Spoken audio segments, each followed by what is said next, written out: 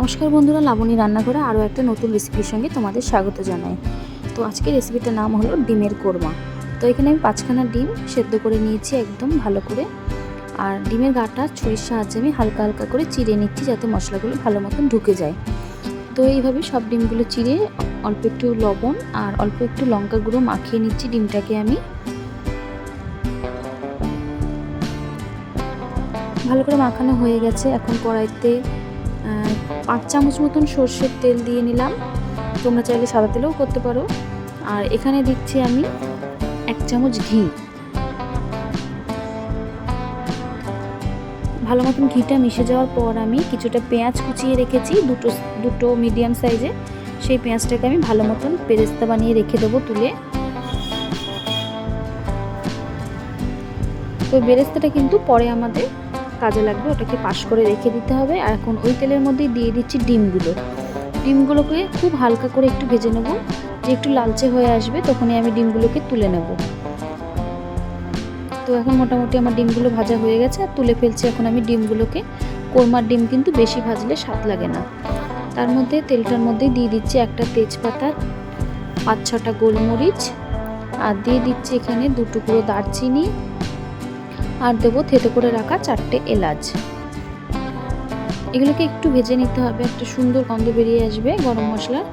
তখন আমি এর মধ্যে দিয়ে দিচ্ছি 2টো মিডিয়াম সাইজের পেঁয়াজ বাটা।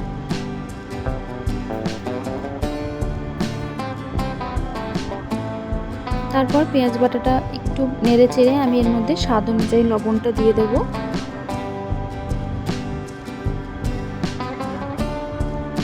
তারপরে একটু ভালো মতন নেড়ে নিচ্ছি।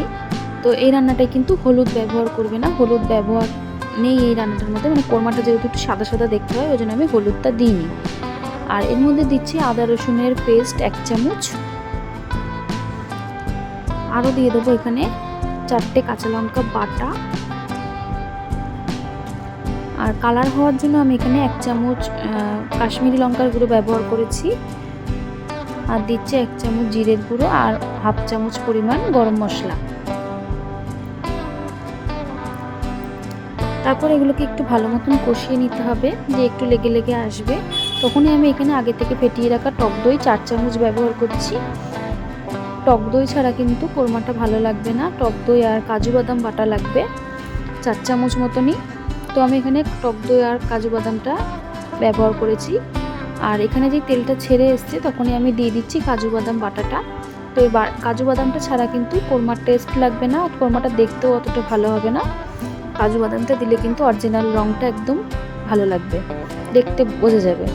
তারপর এটাকে ভালো করে কষিয়ে নিলাম আর দিয়ে দিলাম 4-5টা কাঁচা লঙ্কা চিড়ে, যখন ঝোলটা একদম গাঢ় হয়ে এসছে তখনই। আর এখন আমি ডিমগুলোকেও আস্তে আস্তে এর মধ্যে দিয়ে দেবো, একটু ফুটিয়েই নামিয়ে নেব, তাহলেই রেডি হয়ে যাবে কিন্তু আমাদের কোরমা।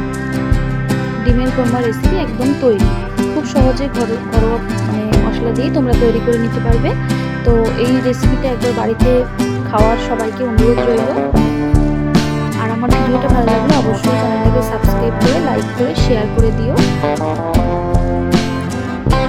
তো তৈরি হয়ে গেছে, এখন গরম ভাতের সঙ্গে এটা সার্ভ করতে হবে, তাহলে কিন্তু খুব ভালো লাগবে।